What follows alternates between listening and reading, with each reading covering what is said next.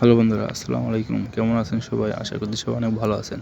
আজকে আমরা আমার পটলের জমিতে চারা রোপণ করব, তাই চারা কিনতে এসেছি এবং আমার চাচা আসছে সাথে, তাকে সঙ্গে নিয়ে আসছি। আমাদের প্রায় 100টার মতো গাছ লাগবে, আমরা 80টার মতো গাছ নিলাম। থেকে গাছ নিয়ে লাগাবো, লাগানোর পরে রেজাল্ট কী হবে দেখা যাবে। সম্পূর্ণ ভিডিও কাটছাট করে দেখানো হবে, তো দুঃখিত সেভাবে দেখানোর জন্য। এখন আমরা গর্ত খুঁড়ব, গর্ত খুঁড়ে সেখানে একটি চারা রোপণ করে আপনাদেরকে দেখাবো। তো ভিডিওটা দেখুন।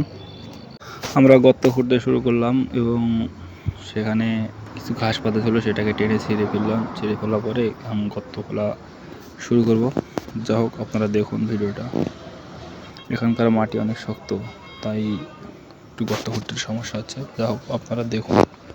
চারা রোপণের আগে সুন্দরভাবে গর্ত খুঁড়ে নিতে হয়, যেন চারাটি এদিক ওদিক না নড়ে যায়, এর জন্য খুঁড়ে নিতে হয় আর কি। আমাদের প্রায় গর্ত খোঁড়া শেষ। এখন একটা চারা নিয়ে আসবো, নিয়ে এসে চারাটি সেখানে পুঁতে দেব। চারাটি দেখুন, খুব সুন্দর একটা চারা,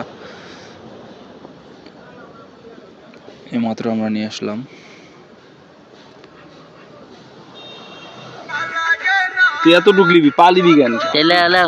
আমরা চারার মাপে যে গর্ত খুঁড়েছিলাম সেটা ছোট হয়ে গেছে, তাই আবারও একটু খনন করে নিলাম। নেওয়ার পরে আবার সেখানে চারাটি রোপণ দেবো। চারা রোপণের আগে প্যাকেটটি সুন্দরভাবে কাটতে হবে, কাটার পরে সেখানে চারাটা সুন্দরভাবে বসে দিতে হবে। কিছু আগাছালা ছিল, সেখান থেকে পরিষ্কার করে নিলাম এবং সেখানে বসে দিলাম। দেওয়ার পরে সুন্দরভাবে চারিদিকে মাটি নামিয়ে দেবো এবং